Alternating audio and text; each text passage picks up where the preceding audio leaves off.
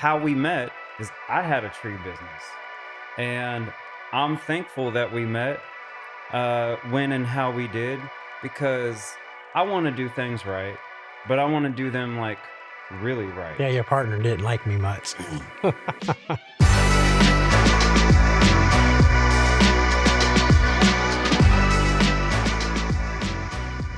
Yo, what's up? It's AJ with Hippie Fertilizing, and I have Eric Putnam back on set to talk more about trees. So, Eric, what's going on today, man? How you doing? I'm doing great, man. Yeah? Glad to be here. I'm glad to have you back. Thank you for coming. If you don't know, Eric Putnam is a board certified master arborist and also a mentor and an inspiration to myself in how I approach lawn care. He does trees, but I think it's safe to say that oftentimes in our industries, the lawn care guy is looking at the lawn, the tree care guy is looking at the tree, and a lot of times there's no in between, That's right? exactly right. And so because of, the things you've shared with me and your inspiration, I try my best to bridge the gap and think about the trees and the lawn together because without them, we don't have a complete landscape. Right. In fact, there's a sliding scale how healthy you want your grass and how healthy you want your trees, and it has to meet somewhere in between. Absolutely. Right. We don't want to totally butcher trees to make the lawn beautiful, right? Lion tailing, wind sailing, and all that gibberish that people talk about when it's like, oh, it's going to be good for the storm, or this is what you need for your grass. Yeah. Yeah. So worst thing you can do to a tree is prune it for storm. Oh, Windstorms, yeah. The worst thing you can do. I really want y'all to hear that and like soak it in. I want everyone to hear this because I see this all the time, right? And a little backstory for people how we met is I had a tree business, and I'm thankful that we met when and how we did because I want to do things right, but I want to do them like really right. Yeah, your partner didn't like me much. I think he has a lot of respect for you. Yeah. Really, he does. He just didn't like anybody, right? Right. When we're younger, when we have our own things going on, we kind of see anybody as competition, Right. and instead of how I think a lot of us are doing better now at learning to work together in that we're not so much competition. That's right. We were a lot younger. That was 10 years ago. Or longer. Yeah, no, it was about 10 years ago. Okay, yeah. Yeah.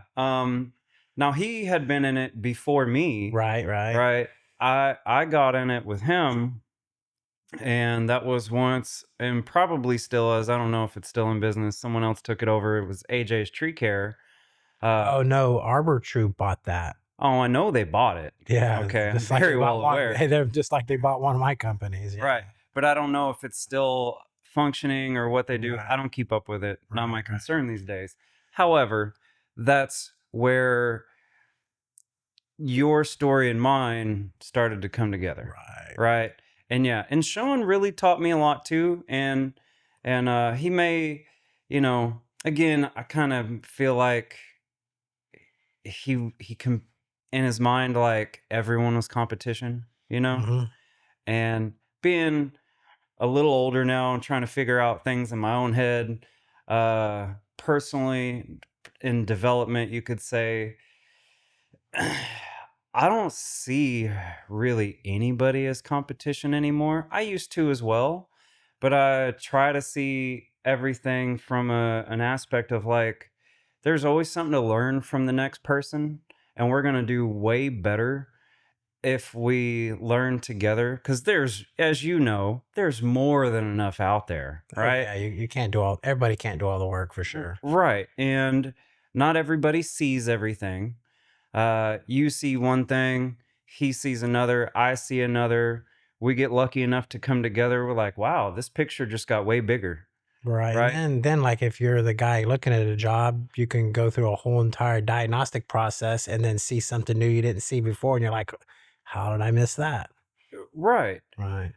Which I would say, even 10 years ago, something. Sean was never about that wind, sailing, storm BS either. No. Never. Right. You know? So I I will always say he taught me a lot and a lot of how to look at things and how to look at things safely, because we were in the day-to-day grind together a lot, you know? Whereas like what I feel like I learned from you is a lot on how to look at not just a tree, but its environment. The whole environment, Right. yes. And because I will never forget us going out to Alvin, Texas, and looking at some big oak trees. And I believe there was cow pastures there. And you said, look, man, these roots can go out hundreds of feet beyond that tree. And so, believe it or not, it's when the ground is all wet and the cows are stammering through here, they can puncture the roots further out. So you don't just treat a tree, you treat the environment of it. The whole area around the tree. So a good example is that the feeder roots. So say if you have a live oak tree that's 120 feet in diameter, that seems to be medium size. There's much larger than that, but 120. So you divide that in half, and that's 60 from the trunk out, right? Well, half again to maybe a little more than half again is on the outside of that is feeder roots. And just for clarity, right? When you say 120 feet in diameter, we are talking about the crown, like the crown, where the leaves go out, right? The reach of the branches. Right, straight through the tree, not a circumference. Right. So we're not talking about the trunk of the tree, you know, because that was really my first thought. Right. And I'm like, man, 120 feet trunk, that's huge. No, we're talking about, what do they call it? The drip line. The drip line, yes. So from one part of a circle to another of the drip line. There, I've measured one in Brazoria that had 200 foot. Woo! So, and like an 8-foot trunk. But it was like almost 100 feet tall. So that's tall, too, right? All these trees are thousands of years old. But yeah, the interesting thing though about it is that the feeder roots, you know, you go to the edge of the drip line and you can go about 10 to 20 feet, and that's where the feeder roots start. Most of the feeder roots are on the outside of the tree's drip line.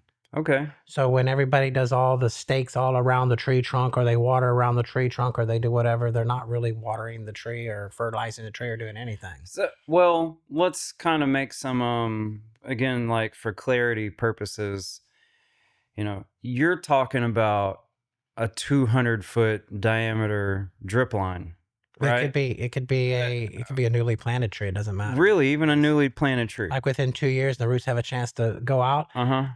So the general rule of thumb is the feeder roots start at half the crown, and they're talking about half the crown from the trunk to the drip line. Okay. So if the tree had a 30-foot spread, you know, from the trunk to the drip line, then 15 feet of that is feeder roots, and the 15 feet back towards the trunk is no roots but support. And I guess like what I want to build the picture of is, you know, number one, you and I both know, and I want everyone to know, whatever you do to the lawn, you're doing to the tree. Absolutely. Yep. Right. So it doesn't matter if that tree was planted yesterday or 200 years ago. Whatever you're doing to the lawn, you're also doing to the tree. But also, you know, for the purposes of, we have lots of new development, or you have lots of people that are planting new little baby trees. In those instances, it's still really good to water the tree directly. Right there on the root ball. That's a very interesting subject. Allow me to explain. So, okay, because I just planted a new baby tree the other day. So you want to know some secrets to keep it alive in the less than 30% humidity we've been experiencing in the 100-degree heat? So check this out. So when the humidity is really low, the stomatas on the tree leaves, they stay wide open. And the higher the humidity goes, the more they close. Okay. So recently, the humidity has been dropping below 30%. And so the stomata stay wide open and the heat goes up. And when the heat goes up, then the air is dry and it pulls the water from the root ball out the tree. But this is where people don't understand, right? So it doesn't matter. The whole entire yard can be wet and be sprinkled and have plenty of water, but that root ball is going to dry out and kill the tree. And most people say, well, we'll put some deep watering around the tree and it'll be fine. Well, the tree only drinks water from, if you had a container, right? The container's like 24 inches by whatever. There's only about 4 inches of the roots in that container that are going to drink water. Really? Yes. Oh. So you can have a hole full of water Uh-huh. and the tree's still starved to death of water. Well, and that kind of makes me think too, because as I experience, and I know many others do, watering feels like the trickiest thing It is very at tricky. times. So what you're telling me is that if we deep water it a lot, because what I experience is even in a drought, you can overwater anything, And right? cause anaerobic. And then you rot out the bottom of the area and cause all this nasty bacteria. Well, what really happens is that goes anaerobic, and the area produces an alcohol, and the alcohol poisons or kills the tree. Yeah. So it's like you're making nasty beer. Yeah, nasty. You're giving that tree a bitter beer face. That is so funny, man. All right. That's a good one.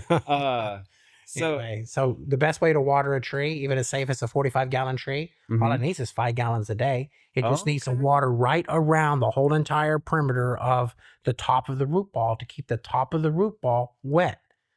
Because even the bottom of the root ball is standing in water, the top of the root ball is dry, the tree dries out. okay. Right. And because humidity is responsible for opening and closing the stomatas.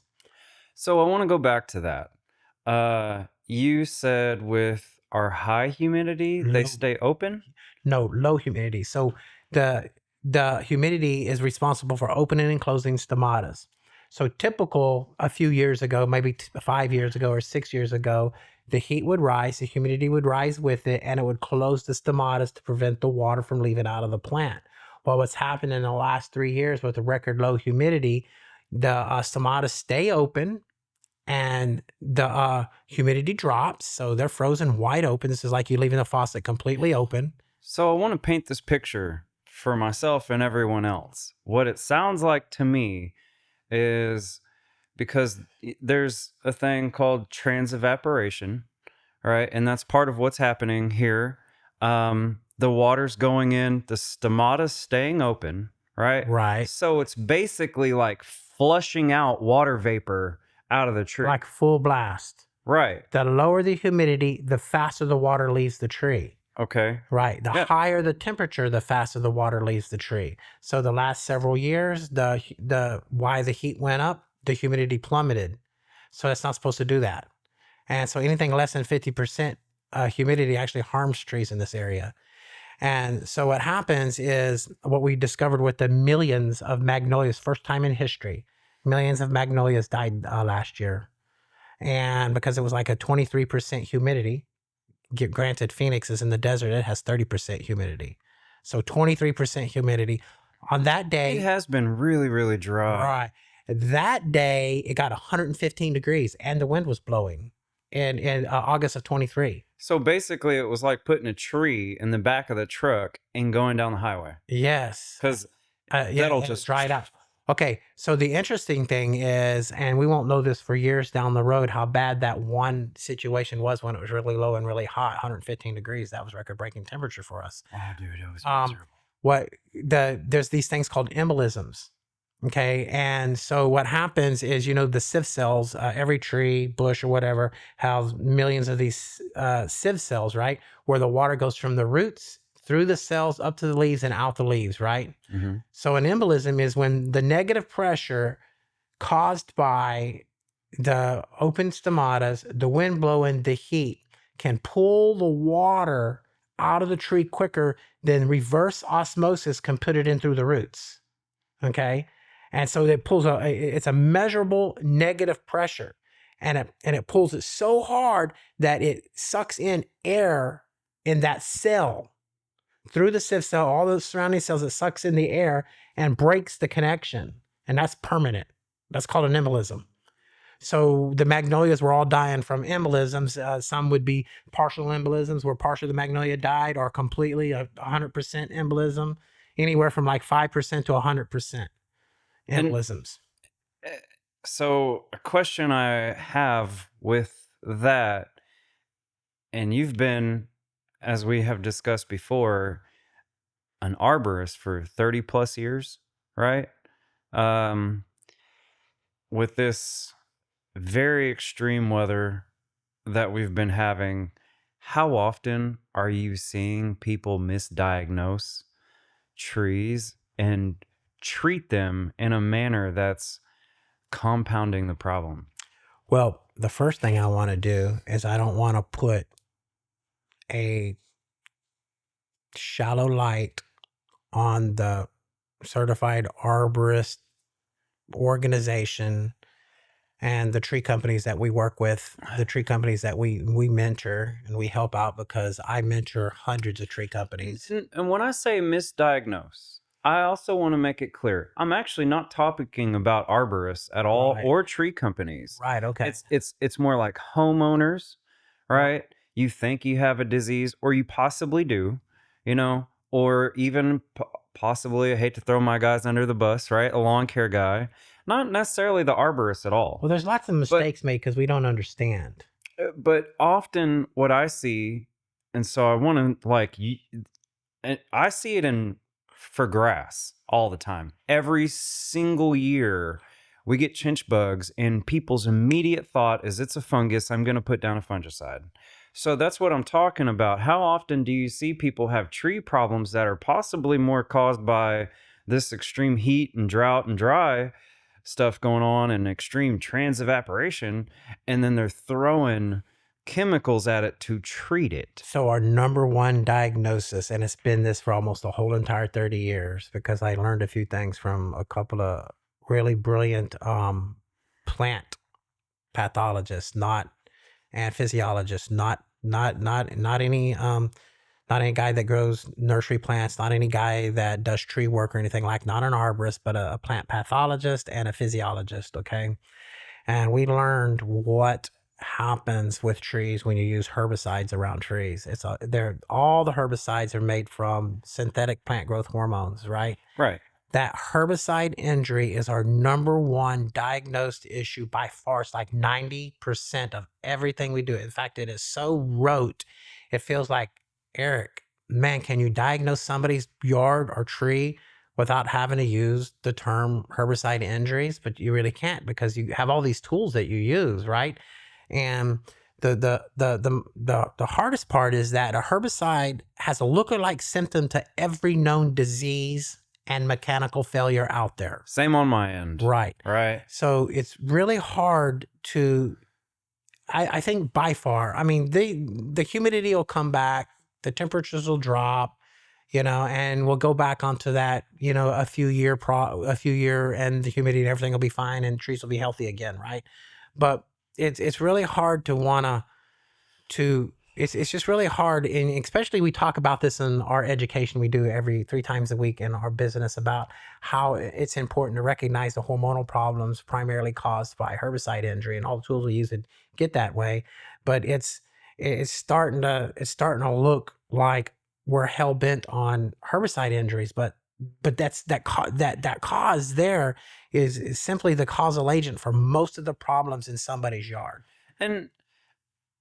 And like, coming from a little bit of, say, a consumer end or the other side of it, I can see how people might feel like, oh, well, it's always an herbicide injury. That's what you always say, right? Mm-hmm. But unfortunately, I work on hundreds of lawns a year, possibly, thousands now, and have worked on thousands over the years. And yeah, hands down, even with turf and soil, it is so often a weed and feed problem, which goes back to an herbicide problem, right? So I know that it seems like we say it and it's overdone, but that's because the other side of it, the use of it, is also overdone. Well, prime example, you're not old enough to remember, but I've been in the business long enough to remember when nobody's trees had diseases, nobody's lawns had chinch bugs, nobody's lawns had brown patch. We're talking about the 70s and the early 80s. And nobody's bushes had diseases. Everybody had beautiful, perfect lawns. And what happened is the advent of 2 things. It was our three things: the advent of fungicides, the advent of readily available fungicides for the public, readily available herbicides for the public. All that came in the 80s, and then the globalization of lawn care. So globalization, I mean, like most people mowed their own grass, or they had one guy that stayed in a particular neighborhood. Now you have lawn care companies that will mow grass all over Houston. Oh, I did it when I was younger. I would Right. go out to Baytown, Right. places in Houston, Leak City, Right. Galveston. And so you could easily transfer diseases. And then the other problem is that the general public's not aware, and neither are our contemporaries aware of how deadly it is to go and remove a tree that has a disease and then turn around and trim a tree that doesn't.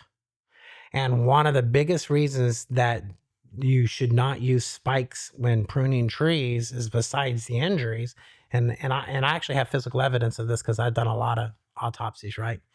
Back a long time ago, when all they did was use spikes for like 50 years, the spike holes cured up. They cured up, right? Uh-huh. They had no problem. Okay. But there wasn't the diseases in the trees like Phytophthora and from the dirty mulch and all that kind of stuff. Now people climb, they're not supposed to, right? But now people climb trees to trim trees with spikes, and those injuries are 5 or 6 years old, still bleeding the canker that they introduced into the tree.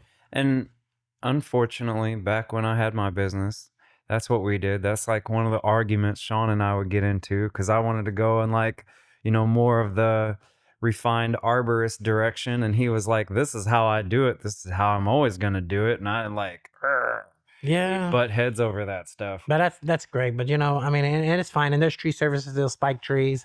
There's no tree services that I'm aware of, except for maybe ArborTrue, that actually takes any time in sterilizing their equipment. ArborTrue and us, we share the same tree care, the same contractor for a lot of our tree work. So I know he sterilizes equipment. We put a protocol in place, and believe me, it's not sterilization in any form. It's just to make sure, because you can't on a chainsaw with all the running pieces, all the sawdust, everything, you cannot possibly sterilize it. It's impossible, but you could certainly make it harder for the disease to enter a tree. And you can put in a little effort to clean up your equipment, right? And better. All that's from job to job to job, and are from what? So we'll mark on the thing, this tree has a disease. You will trim this tree last, and then before you move to the next job, you will clean the equipment. And they have all the sterilization stuff on the truck and everything, and they do that. And then when they have a question about it, they ask me, they call me, so I know that they're doing it, because they call me and ask me questions when there's a particular job with a particular notes on it. So right. And it's so true. You're out there in the field, you're doing a lot of work. It's hot, it's hard, it's nasty,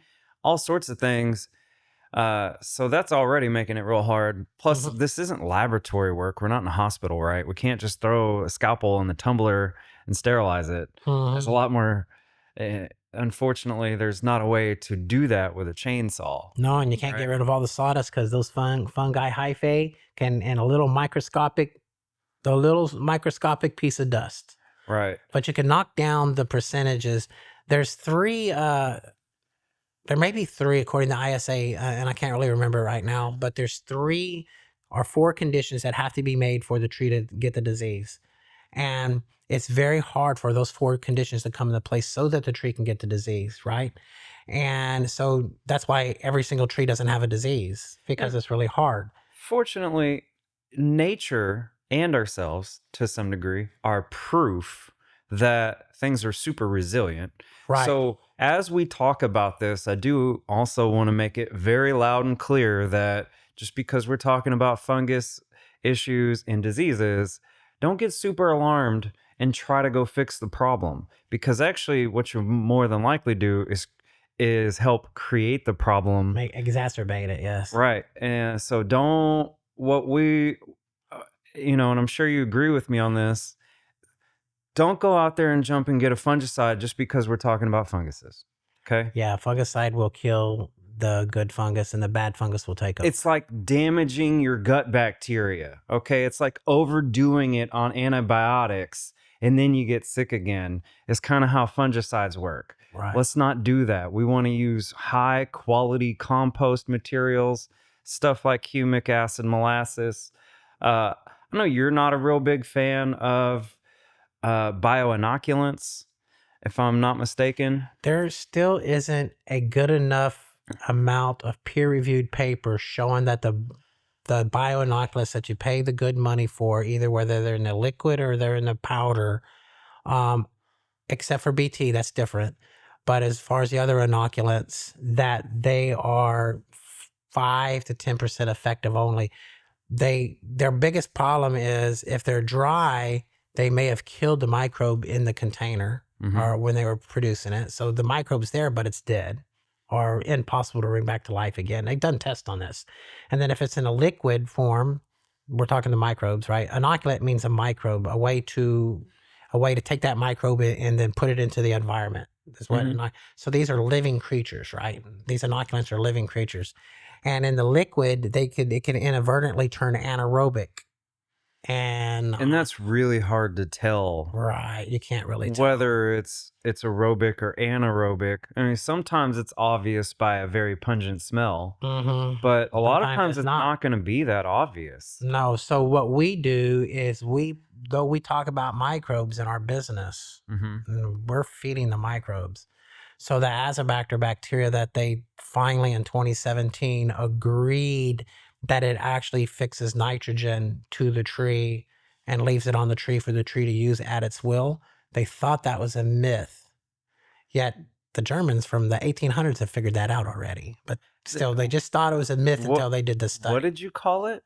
Azobacter? Azobacter? I think. I might not be pronouncing it right. It's a symbiotic, standalone atmospheric nitrogen fixing bacteria. So it doesn't have to be associated with nobody. It's just there by itself. It's growing on the tree. It eats some of the sugars that the tree produces or exudes or whatever, and it's living its happy life. Well, as a part of its its happy life. Right. And as a part of its process, it fixes atmospheric nitrogen, excretes it, and leaves it on the tree. And then the tree can take it in. Just like we put lotion on our skin. Yeah, but the lotion doesn't feed us. Well, but we do can't absorb the tree. We can't absorb nutrients, right? We can't absorb moisturizer. Yes, it's not like eating food, but also a tree needs a whole lot more than nitrogen, right? But I'm just trying to give an example that tree does absorb that nitrogen. It does, and it doesn't have to be a symbiotic relationship like the nitrogen nodules inside of like legumes or whatever. It doesn't have to be. It's not that. There's millions of more of those than more of the Azobacter style bacteria than there is in the ground and in the nodules, right? And so when you spray molasses in there, they eat that molasses and they multiply like crazy. So now we could put 1,000 times more of those bacteria over the surface of the tree, and now the tree's getting a ton of nitrogen fertilizer out of the air from the bacteria. So you don't even have to fertilize the tree. Right. Which, after doing the homework and doing everything I do in lawn care, I'm always at war in my own head on how to approach feeding it, right? Because I want to give people the best. They want the greenest lawns. I want to give them the greenest lawns. And unfortunately, how you can make things really green is also how you can ruin things. Yeah, right. Definitely. And so what I see, after a few years of really bouncing back on both sides of doing things really hardcore, like organic, versus introducing a lot of synthetics, is that hardcore organic doesn't give me that super green lush that people are necessarily looking for, but it's incredibly consistent and resilient, right? Right. Whereas I can make your lawn freaking green, but the moment stress comes, we're all in trouble. Right. Right. So I'm trying to find the bridge there for turf care to give people the very best with the minimum amount of compromise and creating problems. Yeah, that's why they invented the air to bread machine, because that from the alchemy of air, right, the air to bread machine, the Haber Bosch system to fix nitrogen in our they invented commercialization of fertilizer because they were running out of fertilizer worldwide. And so they knew that they had to be able to grow plants through fertilizer, right? The problem is they were still using cow manure, chicken, and all that stuff, but that only fed the microbes, right? That feed the tree or feed the plants or whatever. So that was very, very unsustainable as far as being able to get a crop to grow what they needed it to do. When you go by the way of microbes, the crop or the tree only grows to its genetic potential, right? If you use like a nitrogen fertilizer, then you can outgrow the tree's potential. And that's Which, where it becomes really sick and weak and stuff. so we got to wrap this one up, but hey, we're going to keep this conversation going. So make sure you jump in on the next episode, okay? Because there is obviously so much more to talk about. This is Eric Putnam BCMA, and I'm AJ with Hippie Fertilizing. Please like, please share, show that you care, and ask some questions. We love to answer them. Peace.